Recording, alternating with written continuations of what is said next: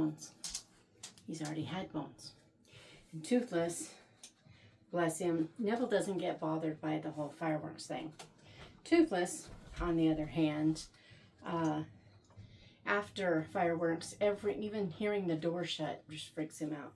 And so he's spent the last few nights, 2 or 3, something like that, in the house, sleeping on Kevin's side of the bed, just trying to stay calm, because he won't go from the back door to the shed office. Tonight, he wouldn't earlier, but he just did now. And he's just kind of sitting there. He's not shaking, and he's not panting. So we're taking this as a win. I know. He was over on the bed, too, but now he's looking like he doesn't know if he wants to stay. It's pretty funny. So I had a pretty slow reading week, mostly because I had so many other things going on here and there. But I just made brownies. I got sourdough reactivating. I need to feed it when I go back in the house after I'm done here and get my brownie. They're cooling so that, you know, I don't mess them up. But I've been craving brownies for like 2 weeks, and it's time. So, but anyway, as I said, I have only gotten 2 books read, both of them audio. I have made progress on my other books. Well, 2 of them. And then I have this one. The one is supposed to go back on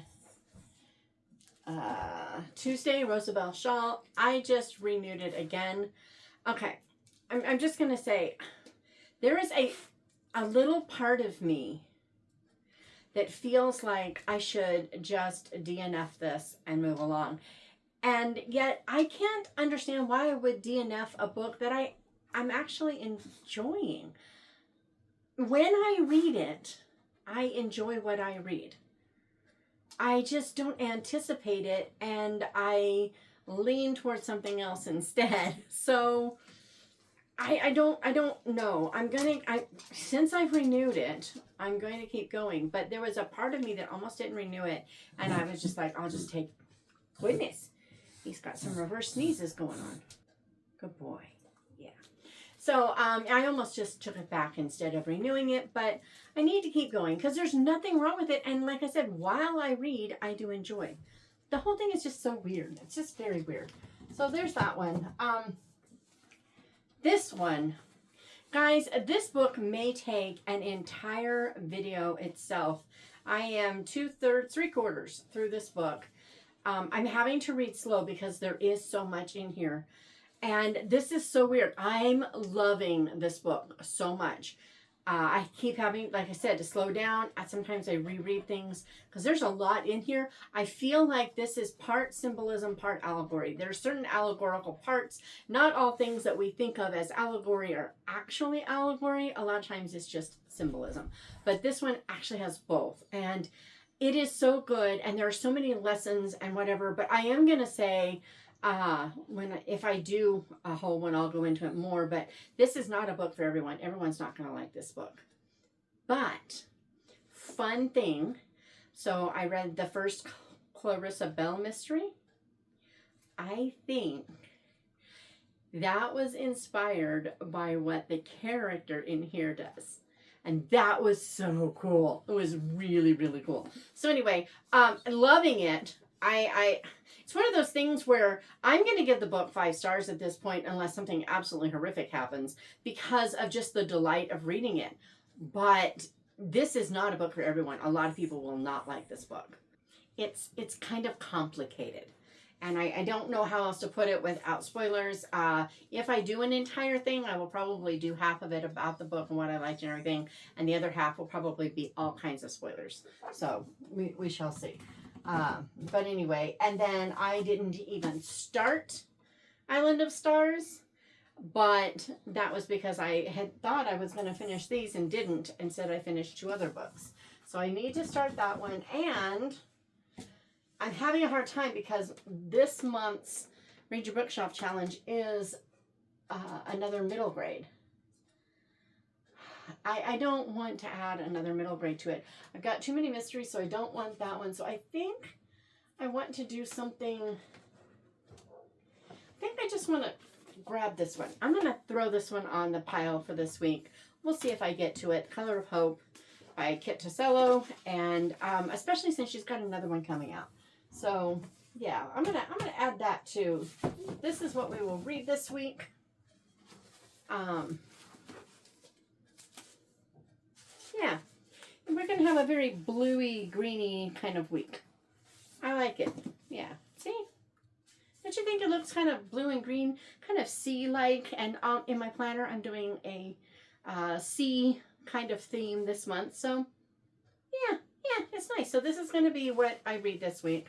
I didn't have a whole lot to say about that, but I just thought I would do an overview, let you know what's going on, that I'm not abandoning things, although I almost did. But what I did read this week was Don't Upstage the Body by Naomi Stevens. I really loved her, The Burning of Rosemont Abbey, and there, if I recall correctly, there were a couple of things that I was like, not so sure of, but there were a couple of things that I absolutely loved. I loved the characterization, and I loved the way she handled the vicar. The vicar was such a neat character in that book. Absolutely loved it. It was great. And she did similar things in this one, but this one has a completely different story. It's a different time. So in this one, this is the 50s, and she is one of, are there 5 of them? I think, Hashu? I know you've got a Hashu. Yes. Okay. So, but I think there are 5 of them. There's her father, 2 brothers, sister, and her. Yeah, there's 5 of them. I don't remember their actual surname, but they are actors. And since the death of her mother, they have been professional mourners. And so the title of the book comes from like the cardinal rule. There are rules for being a professional mourner. You can't like go overboard with your grief. You can't be too stoic. You've got to, like blend, and you can't be too memorable, but you need to be present, all the things, right? But number 1, it was Don't Upstage the Body. So that's where you get the title. Her name is Hippolyta. All of their names are from Shakespeare, and she chooses very generic names. She goes by Ethel Jones. And so at this gravesite, she breaks one of the first cardinal rules. She actually gets emotional thinking about her mother's death. And so she's just got tears streaming down her face. And her dad is not happy about this. They're not supposed to know each other, so it's not like he's going to come over and reprimand her. They're all pretending to be people who are completely unconnected to each other. They have their own backstories. They do their own things, but they're there. And she's always a third cousin twice removed, which I think is really funny. But anyway, so they're at this, is he a duke or an earl? I don't recall. At this Durrell's, or, yeah, it's got to be Durrell. You can't do uke. It just doesn't work. Or uke. Yeah. So at this Durrell's, sounds too close to girl. But, this guy was a jerk. He was a terrible guy, and he hired them to be at his funeral. He wanted professional mourners there, and they have to be very discreet. And there's a very specific way that it was phrased, what he wanted for them. And they get there, and at the same time, she's got this letter from an aunt who wants her to leave the family business, come live with her, and, just get away and start a new life. And she's tempted. So she's been keeping this letter with her at all times. She doesn't want it found. And at the house, after the funeral, she loses the letter. And so she goes searching for it. She's panicking. She's freaking out. And finds it in the hands of a dead body.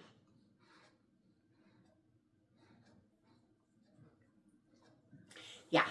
And everything just spirals from there. The very first thing that happens is the heir finds her, and for reasons she can't understand, protects her when they have to call the police and do all the things, and he like gives her an alibi, and then she's like, oh, is he giving himself an alibi? And it's just all the alibi-ness, right? And I mean, it was really cool because this guy, his name is Crispin, and he was the neatest character because he's portrayed by those around him as one thing. He behaves in slightly a different way, but you see who he really is behind it all the whole time, and it's really neat. There's a whole cast of characters. Who could it be? What could they do? You know, it's kind of a closed house thing. Nobody can leave while they try to figure out who did what. Someone's trying to kill her now. What's going on? All the things. They arrest this person. Oh, wait, not that person. And Naomi Stevens got me. I should have seen it. She gave you everything you needed to figure it out. She really did. And the more I think about it, the more I can see little things, right? But I missed them all. And it was so good. I had a blast. Again, there's a character in there that people tend to turn into villains in fiction, and she didn't do it. And I loved it so much. It's really sad when, like in that last one, The Burning of Rosemont Abbey, in that one, you've got this vicar.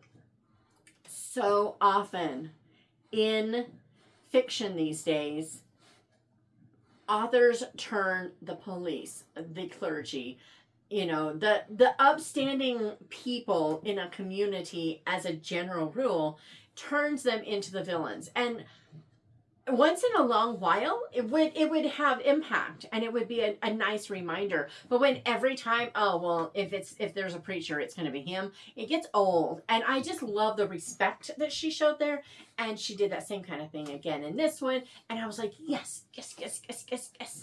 So anyway, that was really good. The whole story and the whole, so good. Then when I got done with that, I went to see if Death on the Night Train to Verona was ready. And it was! I was so excited. I was like, yes.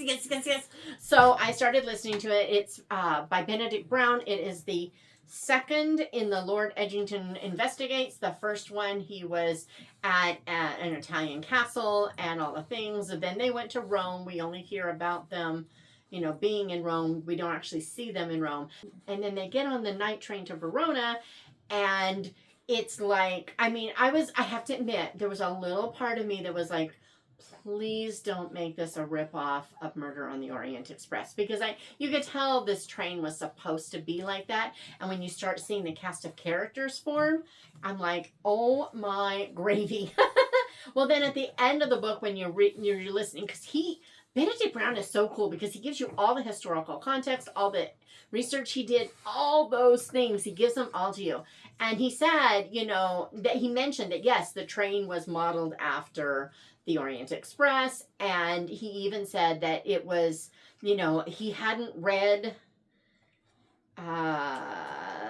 is it Mystery on the Blue Train or the Blue Train Mystery? I don't remember which. Agatha Christie. He hadn't read it, and then when he started reading it while he was writing, just to kind of keep himself in the vibe, he was starting to panic because he started seeing things that could be going in the same direction as his, and oh no, what is the thing? You know, and so he was getting really worried. Turns out it wasn't something to be worried about, but, you know, I mean, he was, if I recall correctly, he said that he would have had to have changed what he had planned, and he didn't want to do that, but then he didn't have to have changed. So, you know, all the things, but it was so cool. So you have on this one, they're waiting for the train to arrive. The train isn't there. There are people that are getting short and snippy and everything. And, you have all these people. So on the train is a maid and an American couple from Savannah, and a film director, and trying to remember who all is mentioned. You've got this really rude guy. You got a count, and then you've got kind of he kind of feels like he's supposed to be like a tramp almost, but not quite. And so he's there. And so you've got all these people, right? Well, they're waiting for this actress. She's a British actress with a very French sounding name. Oh, there was a Frenchman too. Forgot about him. But anyway, with a very French sounding name. And, you know, I know this is all I got. You're just going to have to wait because this water you don't want. When we go in, I'll get some more water. See? I've got it all ready. But see, it's all gone. See? Water. So anyway, you've got a pretty good cast of characters. You've got a night watchman kind of porter type guy who isn't supposed to leave his post. I mean, there's all these things that are, I mean, it starts feeling really Orient Expressist to me. Orient Express-ish to me. And I was like, uh-oh. So this actress gets on. There's like this altercation between her and the director, and then you find out the maid is actually her maid, and you know, they're in the room and the maid won't let her get to the other gal. All the things, right? I just thought of something. It's amazing. You can say one thing that is totally unrelated to something else, and then, wow, that was clever. Benedict Brown, genius. Genius. I have to send him a message. Oh, wow. Oh, my goodness. Yes! That was so good. Anyway, so, I mean, stuff is happening, and then, of course, the actress dies. We all know the actress is going to die. I'm pretty sure it's in the synopsis. And Lord Edgington and Christopher only have the amount of time it takes them to get to the next, I think it's big city, not just little, and well, their stop. You know, it's not one of those ones that stops at all the stations, right? So they've got until then, and then the guy in charge is turning it over to the police. And I don't recall why it's really important for him in his mind to take care of it himself. And there was a reason, and now it's gone. But anyway, and so they've got to try to figure it out, and everything is just looking really wonky and really strange. And a girl that Chrissy saw in the Italian castle mystery is on the train. Now, he got spit. This kid falls in love with every woman he meets. I mean, it's just like, you know, until he finds out they're a horrible person, and then he's like, oh, you know, and then he's fine. I mean, he really falls in love. He's easily infatuated and just as easily gone. He's just trying to figure out what he's looking for in people. But he couldn't get this girl out of his head, and now she's there, and he sees her at just the moment that he can't talk. They get to sort of start talking, and then he's got to go solve this murder with his grandpa. So they're all off, and so there's something with that. And then at the end, when it came to who did it, at first I was like, what?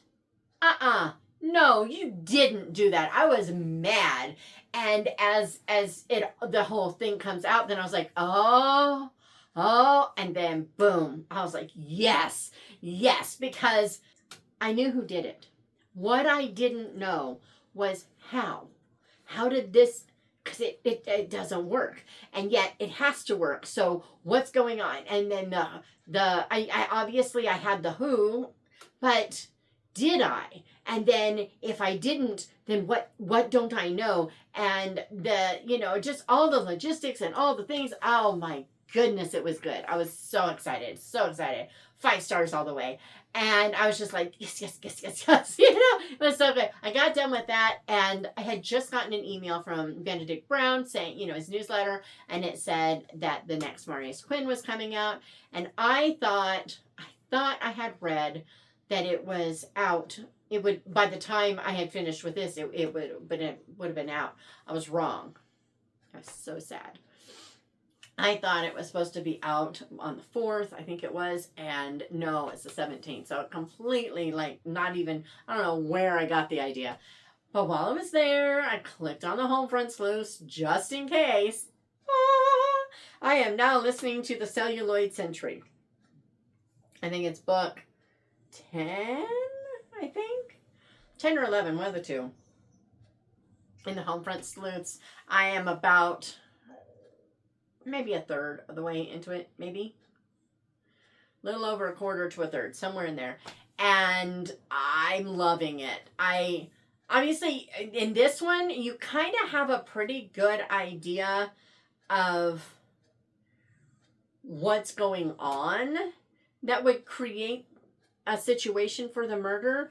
What I haven't figured out yet is if that situation really has created this murder or if it's actually something else. And I can't tell yet, and that's really cool. That's just really cool. So, I mean, only 2 books done, sure, but I had a great time. It was a lot of fun, and obviously I'm still listening. I was listening while I was baking the brownies and making my dinner, and I was listening while I was out here puttering around trying to clean up the room. It got cluttered fast, and I'm like, no. So, and while we were cluttering, or decluttering, I'm not really decluttering, but I guess I was decluttering in the sense that I was putting things away, and I got a box full of things that I'm not actually willing to get rid of, but I don't actually need in here, so I'm going to have to figure out how I'm going to store those things, because I will actually need them at some point, but I don't need them now, so they don't need to be out here. So I was doing that, but anyway, I saw that I actually have 6 books that have come in, and so I was like, okay, we'll do a book haul while we're doing this. So 6 books. Yeah, I think that's all I have. I'm pretty sure there's no others over there. I'm pretty sure. I hope I'm right. Yeah, I'm pretty sure. Just these. But so anyway, we have. I don't know where I saw this one, but it might have been on Jen's Reading Life. 26 Chances to Say Goodbye, the A to Z of Everything. And it is by Debbie Johnson. I've never read anything by her before. I have no idea if I'm going to like it or not, but it sounded good. It sounds like she writes romantic comedies. It says, discover Debbie Johnson's best-selling romantic comedies. So, but anyway, it says, F is for Ferris, where it all began. J is for jealousy, where it all came undone. But the most important letter is F. F is for forgiveness, the hardest of all. So that's kind of cool. Sisters Poppy and Rose used to be as close as 2 sisters could be, but it's been over a decade since they last spoke, until they both receive a call that tells them their mother has gone, without ever having the chance to see her daughters reunited. This is interesting. This is sounding a little bit like one of the side seal delivered by the Hallmark Movies and Mysteries thing, that series, The Postables. There was an episode in that episode/short movie, I don't remember which it was, but there was one in that was really good. And that sounds right there, very much like it. Let's see if it keeps going. Andrea, though, wasn't the kind of woman to let a little thing like death stand in the way of her plans. Knowing her daughters better than they knew themselves, she has left behind one very special last gift, the A to Z of everything. Okay, that sounds like that one too. So if you liked this book, there is a signed seal delivered about a mom who leaves, it's kind of a scavengery hunty kind of thing for her daughters to help reunite them. They got to do their things. So excited. I feel like part of this was supposed to be epistolary, but maybe not. Anyway, let's see.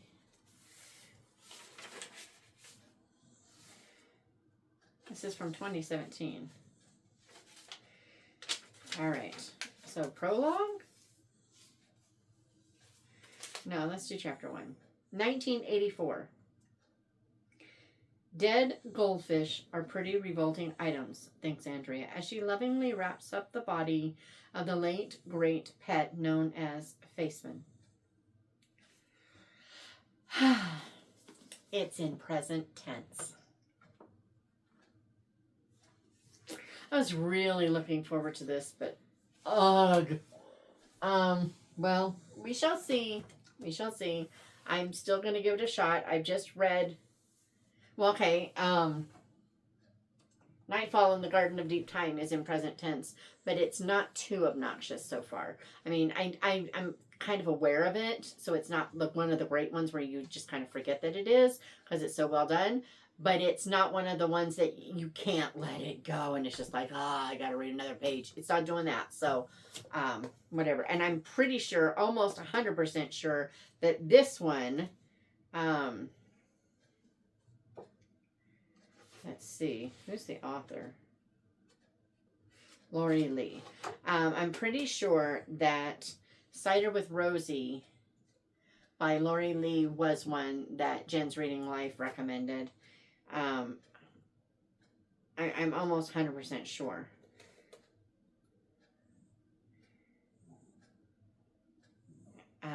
This says it's a memoir.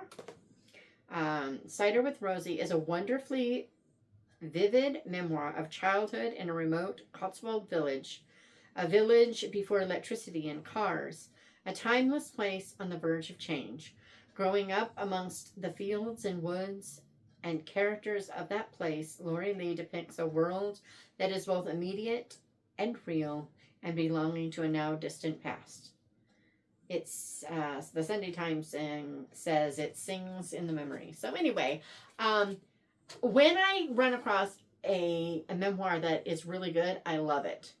So I'm hoping I have really high hopes for Cider with Rosie. Like, anyway, so we have that one, and then again, and I don't think she recommended this because she read it, but it was something.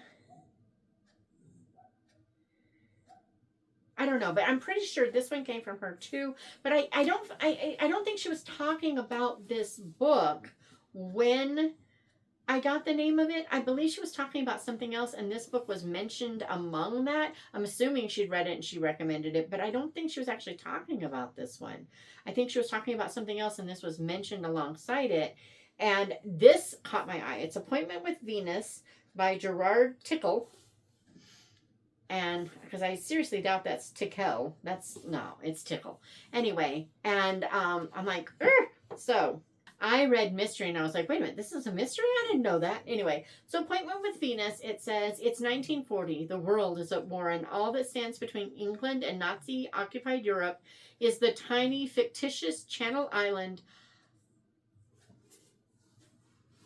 Okay, I'm remembering more now. Anyway, is the tiny, fictitious Channel Island of Armorel, controlled by German soldiers, but still home to local villagers, a pacifist painter, and a pedigree Guernsey cow named Venus. A plot is hatched by the War Office in London to liberate Venus. Remember, this is a cow, a Guernsey cow. Liberate Venus. And so this intrepid adventure begins, combining romantic young love and patriotic heroism with submarine missions, enemy action, wartime tragedy, and cow napping. Tickle was inspired by Sark's real-life recent history after hearing about the evacuation of cattle from the Channel Islands during the Second World War. His story went on to be enormously successful, both as this best-selling novel and acclaimed film of the same name starring David Niven and Glynis Johns. Okay. When I went looking for the book, I found the movie. And so I went and checked it out because I saw Glynis Johns and I was like, yes, please. Okay. If you aren't familiar with Glynis Johns, she had a wide career. And the latest movie I ever saw her in was While You Were Sleeping. Glynis Johns is the grandmother in there.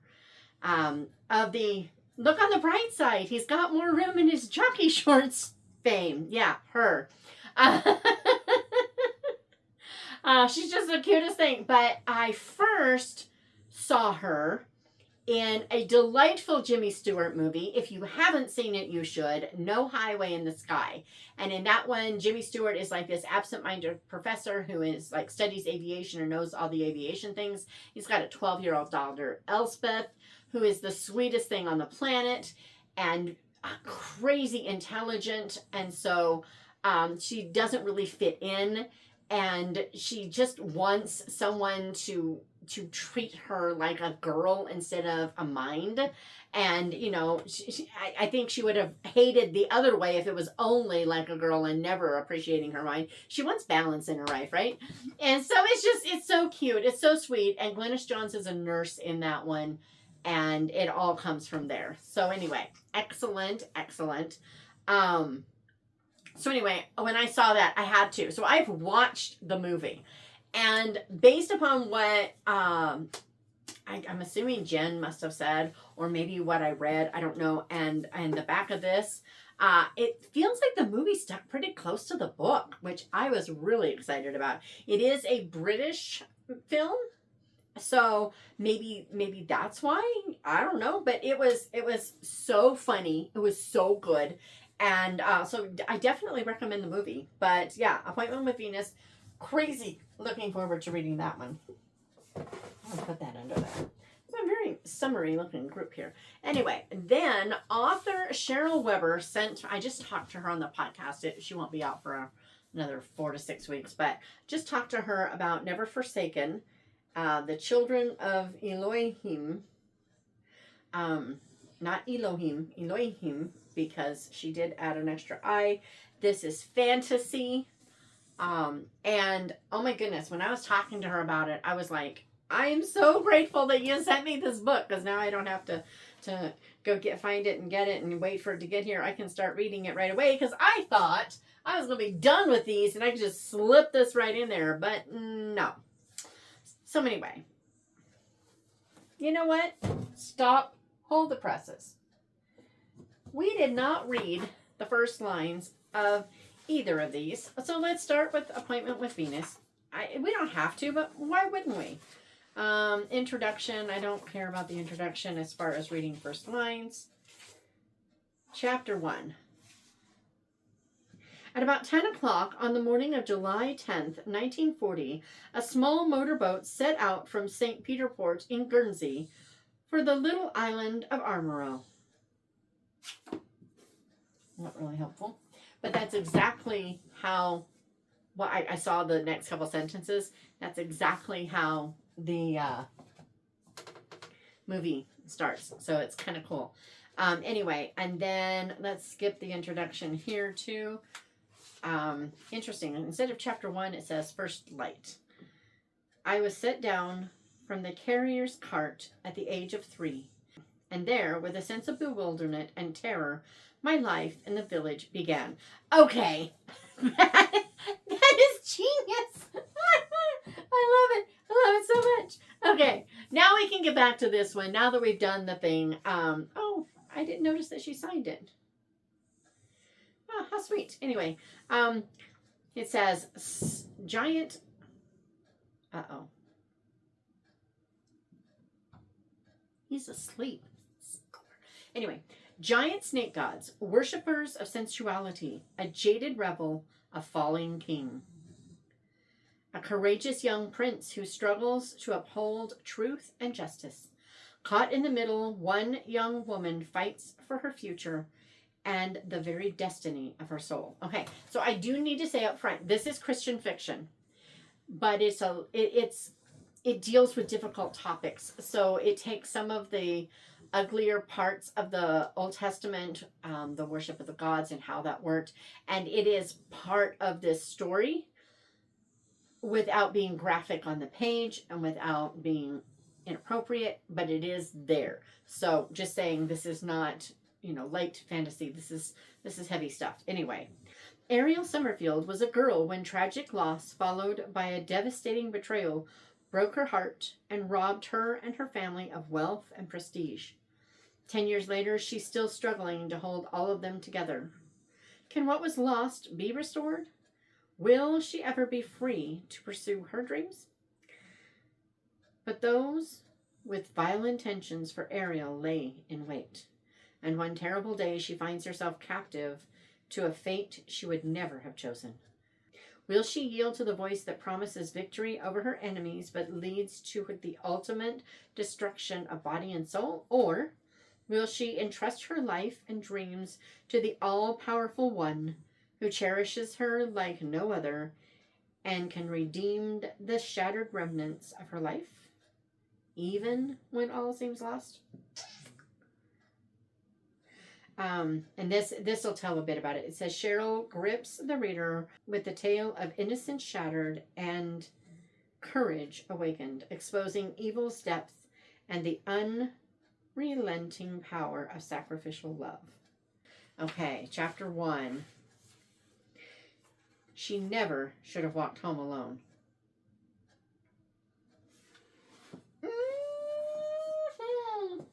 Oh boy. Oh boy. Okay. Okay. Whew. All right. Then Angela Bell was kind enough to send me a lady's handbook to Gadgets and Guile, the second book after Marvels and Misadventures. Okay. And I mean, it comes with all kinds of fun little goodies. So thank you, Bethany House and Angela. Having a hard time getting these things back in there. So appreciate it. I can't wait. This will actually go on this stack. I want to read it right away because it's either just came out or it's just about to come out. I can't remember which, but I'm like, yes. So, but I loved the first book. And, it's one of those things where I really thought I would like the first book. Don't get me wrong. Steampunky and a little bit of the Nutcracker and all the things. What's not to like? I had no idea how much I would like it. It blew me out of the water. It was so good. So yeah, I'm kind of excited about getting started on this one, like right away. So actually, this is really tempting. Okay, I'm just going to put this out there, but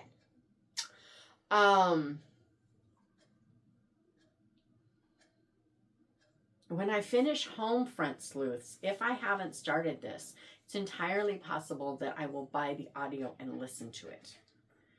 Because I feel like someone said the audio to the first one was good, or did I listen? No, I physically read the first one.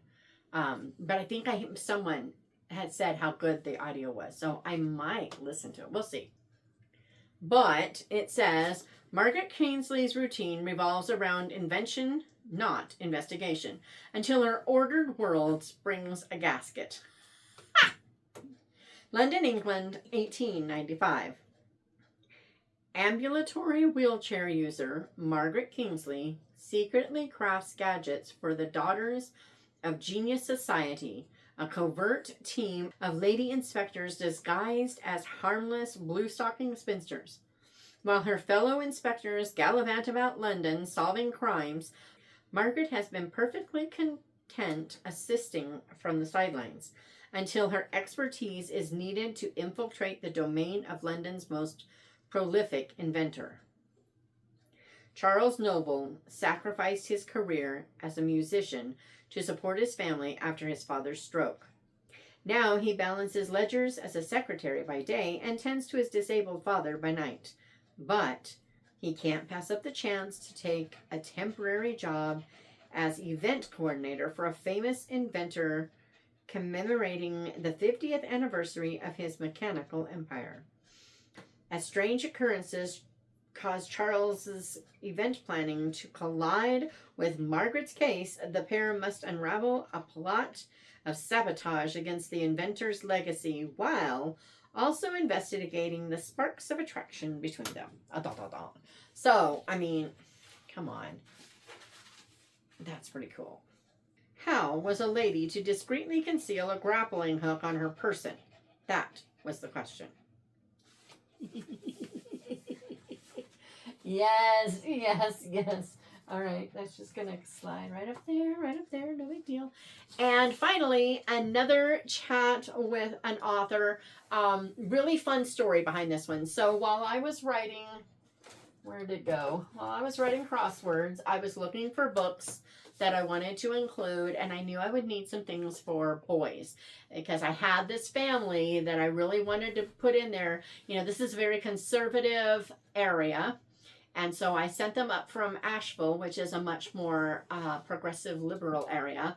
And so this family had come up there, so they had their children named Carter, Johnson, and Roosevelt. And Roosevelt is a girl, Rosie, and she's also the youngest. And so they named them after their favorite presidents, and then they moved them to this incredibly conservative area where people would kind of blink a little bit, except maybe at Johnson, because after all, we have two President Johnsons, and one of them is from Greenville.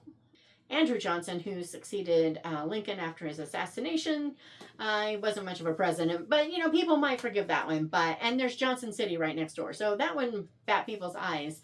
Carter, there's also something in the area. I'm trying to remember who, but there's another Carter that might have not, you know, battered eyeballs. But then Roosevelt, where'd that come from? And of course, she is kind of the Michael J. Fox from that show in the 80s, I can't remember, where she's like the odd man out, the conservative little girl in this much more liberal family, and it's really fun. So those boys come in to get books, and I'm trying to find them books, and so I'm searching. I've got to find something that I want. I wanted, you know, things that I don't hear enough about, and so I thought I was going to put this book in there. But it happened, if I recall the order of events properly, it happened too early in the book and I didn't want to move it from where it was. So, but I wanted to include this book because I had been looking for books for that, and I found this one. I couldn't put this one in because it wouldn't have released by that point. But it would have released by the end of the book.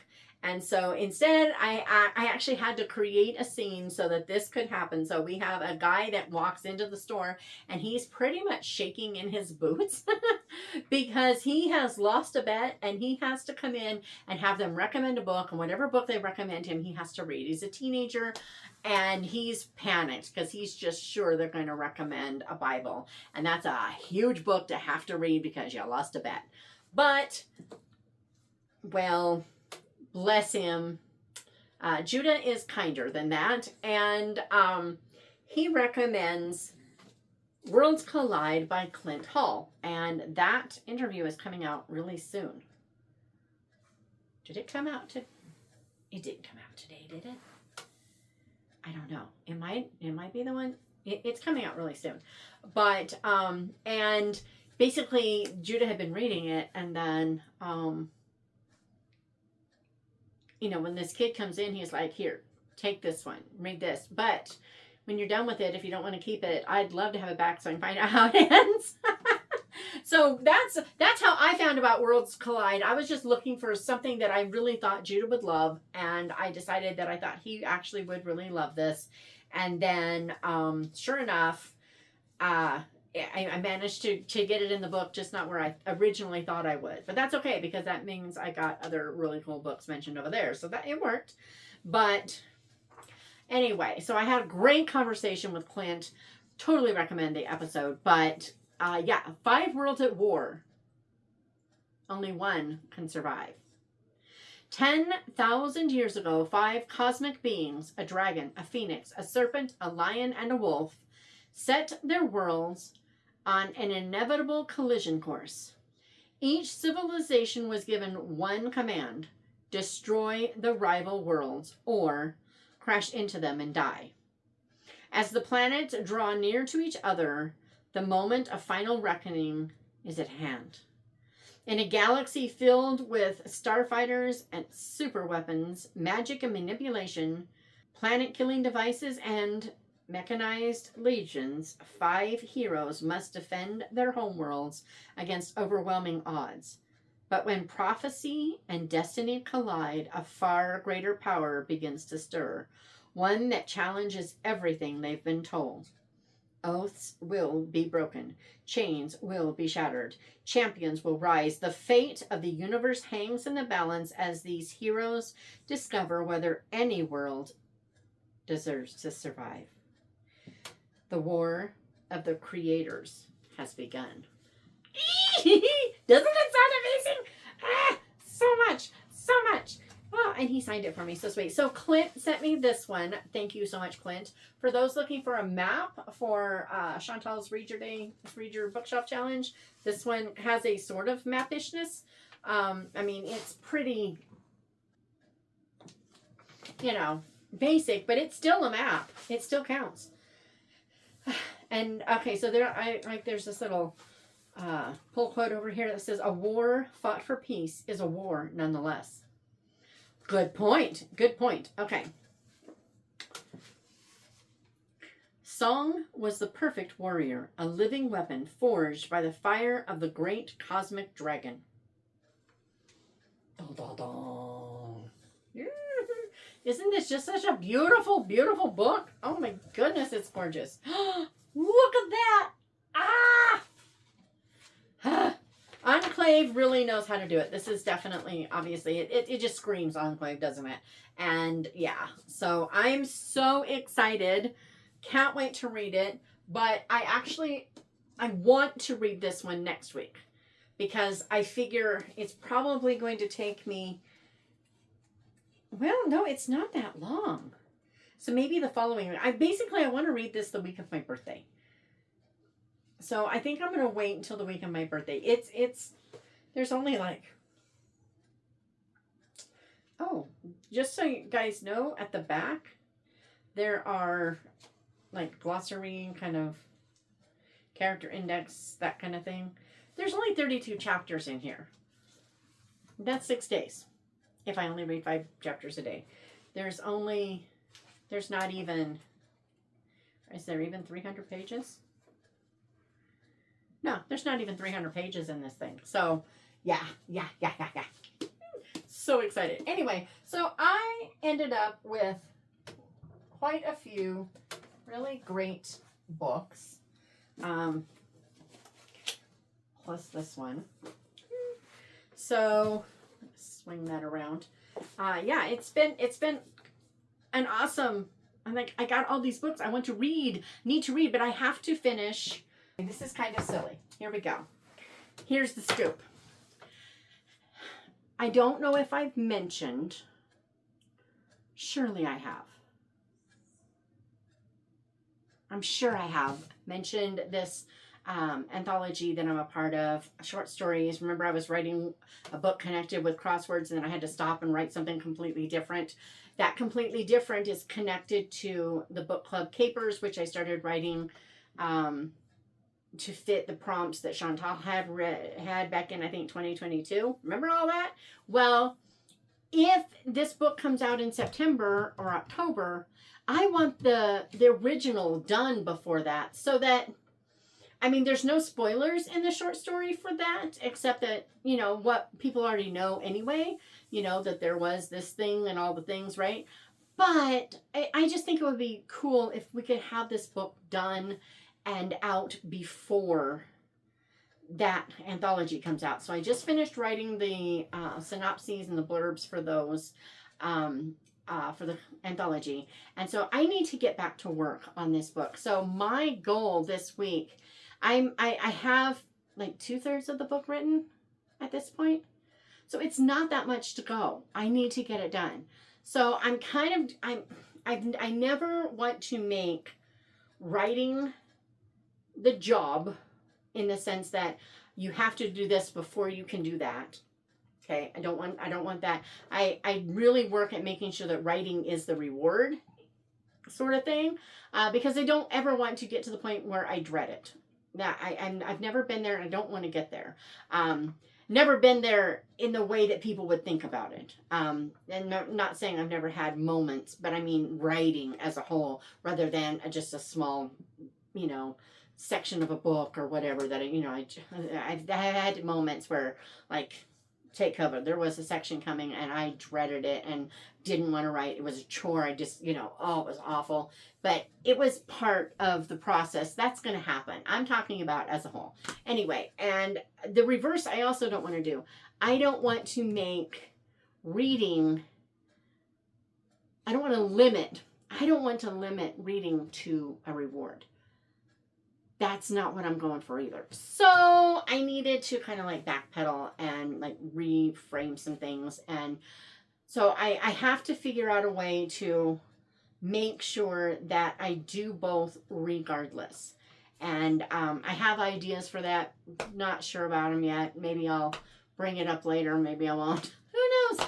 But anyway, yeah. So that's what I've read. Just those 2 books. But I'm in the middle of 1, 2, 3.